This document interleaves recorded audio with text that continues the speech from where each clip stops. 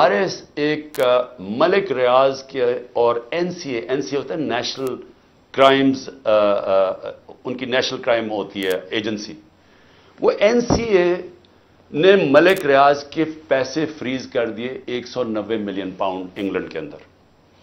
और वर्ड ये सुने, उन्होंने कहा ये सस्पिशियस ट्रांसैक्शन है। उन्होंने मनी लॉन्ड्रिंग नहीं कहा, उन्होंने कहा कि हमें शक है कि ये पैसा ये वाइट पैसा नहीं है, ये ब्लैक का पैसा है। उन्होंने पैसे फ्रीज कर दिए। मलिक रियाज और एनसीए के बीच में एक एग्रीमेंट हो जाती है, उनके वकील एग्रीमेंट कर लेते हैं। उस एग्रीमेंट के तहत यह फैसला होता है, मलिक रियाज कहता है कि ये जो 190 मिलियन पाउंड है, ये मैं पाकिस्तान में जो मैंने सुप्रीम कोर्ट को वादा किया था, जो मेरे ऊपर जुर्माना लगा था, मैं ये उस अकाउंट में डालना चाहता हूं सुप्रीम कोर्ट के। हमारी कैबिनेट के सामने अब यह आता है कि आपके पास दो चॉइसेस हैं। अगर आप इसको, ये एग्रीमेंट को कॉन्फिडेंशियल रखेंगे, यानी आप कैबिनेट के अंदर खोलेंगे नहीं, क्योंकि उनका यह था कि जब कैबिनेट में एग्रीमेंट खुलेगी तो वो पब्लिक हो जाएगी, क्योंकि कैबिनेट के मिनट्स पब्लिक हो जाते हैं।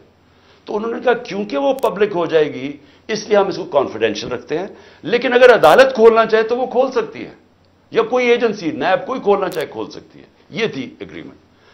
लेकिन अगर आप ये नहीं मानते, अब ये जरा गौर से सुने, अगर आप इसको कॉन्फिडेंशियल नहीं रखते तो आपको पाकिस्तान की गवर्नमेंट को बरतानिया के अंदर जाके केस करना पड़ेगा कि ये जो 190 मिलियन पाउंड है ये पाकिस्तान से मनी लॉन्ड्रिंग होके गया है, और आपको साबित करना पड़ेगा कि ये पाकिस्तान से मनी लॉन्ड्रिंग हुई है। अब समझ गए?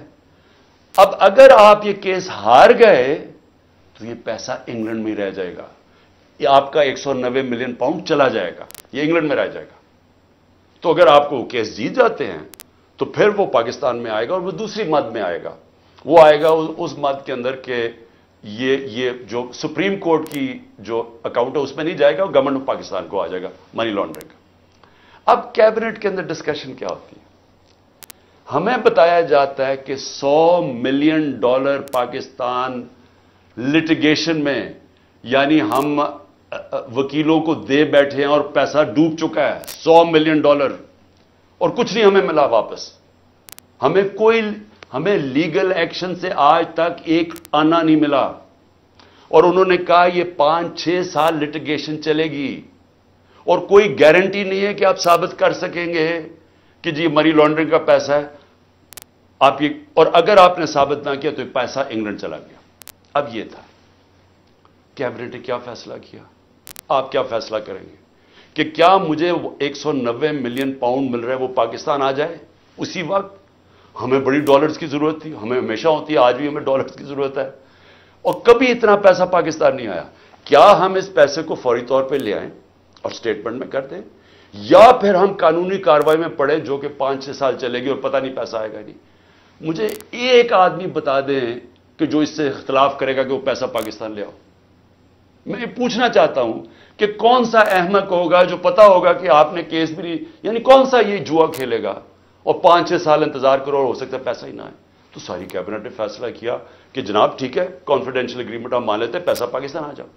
पैसा पाकिस्तान आ गया, स्टेट बैंक के अंदर डिपॉजिट हो गया, सुप्रीम कोर्ट के अंदर वो पैसा डिपॉजिट हो गया 190 मिलियन पाउंड। अब अगली बात, अब नैब मुझे कह रही है कि आपने ये इसलिए बदनीयती से किया क्योंकि आपने, मलिक रियाज ने आपके लिए अल कादर ट्रस्ट जो है वो उसने जो सारा उसका स्पॉन्सर वो था, तो आपने उसको फायदा पहुंचाने के लिए कर दिया। भाई सवाल बड़ा सिंपल है।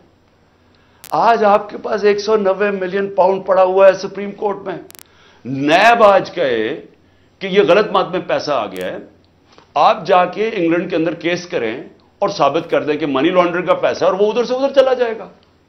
यानी आपको कौन रोक रहा है इस चीज में? क्योंकि आपने सिर्फ साबित करना है कि मनी लॉन्ड्रिंग का पैसा करके कर दे, पैसा तो पाकिस्तान आ गया, तो कौन चीज क्या आपको रोक रही है? अगर आप ये समझते हैं कि गलत मत में चला गया तो आपके पास तो अपॉर्चुनिटी है, नैब तो केस कर सकता है, क्यों नहीं किया अभी तक केस? सिर्फ मुझे जलील करने के लिए, और ये कह रहे हैं कि मुझे जाती तौर पे फायदा हुआ। اب القادر کیا ہے؟ میں نے یہ فیصلہ کیا تھا کہ جب بھی مجھے اللہ نے موقع دیا، دو چیزیں میں نے کی۔ رحمت للعالمین اتھارٹی سیٹ اپ کی کہ میں اپنے بچوں کو سیرت نبی سکولوں سے شروع کریں، ریسرچ کروائیں، ہمارا کیریکٹر بلڈنگ شروع ہو، ہماری اخلاقیات بالکل ختم ہو چکی ہے، اس کو ہم اٹھائیں اپنے نبی کی سیرت کے ذریعے۔ اور دوسرا میں نے یہ یونیورسٹی رحمت للعالمین اتھارٹی، اور یہ دوسرا یونیورسٹی کا سوچا، القادر یونیورسٹی، جس میں ہم نے کوشش یہ کی کہ سیرت نبی کے اوپر ہم ریسرچ کریں، انٹرنیشنل اسکالرز کو میں نے انگیج کیا، اور پھر ٹیکنالوجی بھی پڑھائی جائے بچوں کو۔ یہ اس کا مطلب تھا کہ ماڈرن ٹیکنالوجیز بھی پڑھائیں، آرٹیفیشل انٹیلیجنس ایسی، اور ساتھ ساتھ اپنی لیڈرشپ ڈیولپ کریں سیرت نبی کے اوپر، ان کے کیریکٹر کے اوپر، اور لوگوں کو تیار کریں۔ میری جو بیوی بشرا بیگم، ان کے اوپر وارنٹ نکال دیے گئے۔ کس چیز کے؟ کہ وہ ایک ٹرسٹی ہیں، ان کو میں نے ٹرسٹی رکھا۔ کیوں ٹرسٹی رکھا؟ کیونکہ سیرت نبی میں ان کو انٹرسٹ ہے، انہوں نے بڑی پڑھا ہوا ہے اس چیز کے اوپر، انہوں نے پڑھا، یعنی وہ ان کا شوق ہے کہ یہ سیرت نبی پھیلائی جائے، تو اس کو ٹرسٹی رکھ دیا۔ ٹرسٹی کو لکھا ہوا ہے ڈیڈ میں، نہ ایک آنا مل سکتا ہے، نہ ان کی تنخواہ ہے، نہ کوئی پیسہ مل سکتا ہے، نہ ان کا پراپرٹی میں کچھ ہے، ان کا کوئی تعلق نہیں ہوتا۔ ٹرسٹی کا صرف کام ہوتا ہے کہ جس وجہ سے ٹرسٹ بنا تھا، مثلا شوکت خانم ہے، تو شوکت خانم اگر غریبوں کا 75% مفت علاج ہونا تھا کینسر کا، تو یہ نہ ہو کہ وہ 50% کر دیں، یعنی اس لیے ہوتا ہے ٹرسٹ۔ جو پالیسیز ہوتی ہیں وہ، باقی پروفیشنل چلایا جاتا ہے، چاہے وہ القادر ہو، چاہے نمل یونیورسٹی، چاہے شوکت خانم ہو۔ نہ مجھے 1 روپے کا فائدہ آج تک شوکت خانم سے ہوا ہے، نہ نمل یونیورسٹی سے ہوا، اور نہ القادر سے ہوا، کیونکہ القادر ایک پروفیشنل اب وہ چل رہا ہے، وہاں سارے بچوں کو مفت تعلیم مل رہی ہے، جو بھی القادر میں پڑھ رہے ہیں سب کو مفت مل رہی ہے، اور ان کو جس طرح میں نے آپ کو کہا کہ اس کا مقصد کیا۔ یہ کہہ رہے ہیں نیب کہ مجھے ذاتی طور پہ فائدہ ہوا، کدھر؟ اچھا، کیونکہ پیسے کا تو کوئی بتا نہیں سکتے، مجھے کیا پیسے کا فائدہ ہوا؟ تو کہہ رہے نہیں، سیاسی طور پہ آپ کو فائدہ ہوا، کہ جس طرح القادر سے میری سیاست جم گئی۔ یہ ہے کیس۔ میں صرف آپ کو یہ بتانا چاہتا تھا کہ اتنا پروپیگنڈا ہو رہا ہے، لوگوں کو بتا۔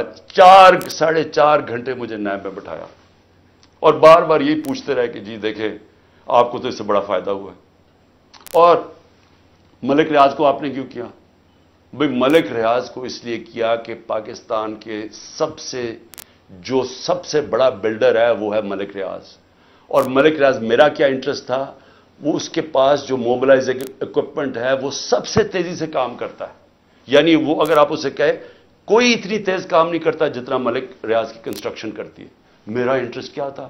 کہ وہ جلدی سے سیٹ اپ ہو القادر، جتنی جلدی سیٹ اپ ہو، اور میں اگر پرائم منسٹر تھا میں ان کو فائدہ پہنچا سکوں، انٹرنیشنل اسکالرز لا سکوں ہوتے ہوئے اس وقت۔ میرا تو صرف یہ انٹرسٹ تھا، اور مجھے اس سے کیا انٹرسٹ ہے؟ جس طرح ہر سال شوکت خانم میں 9 ارب روپیہ اکٹھا ہوتا ہے، تو کیا وہ میری ذات کے لیے ہو رہا ہے؟ اس لیے میں چاہتا تھا کہ میں آپ کو کلیئر کر دوں کہ جس طرح کی کوششیں کی جا رہی ہیں، اور مجھے جو انہوں نے پکڑا تھا نیب میں، وہ اتنی بدنیتی تھی کہ انہوں نے 28 کو ایک دم میری جو انکوائری کو انویسٹیگیشن میں بدل دیا، مجھے انکوائری رپورٹ ہی نہیں دکھائی، اور 28 کو انکوائری سے انویسٹیگیشن کرتے ہیں، 1 تاریخ کو میرا وارنٹ نکال دیتے ہیں، اور مجھے پتہ ہی نہیں ہے کہ قانون کہتا ہے کہ انکوائری میں میرا جواب آنا چاہیے۔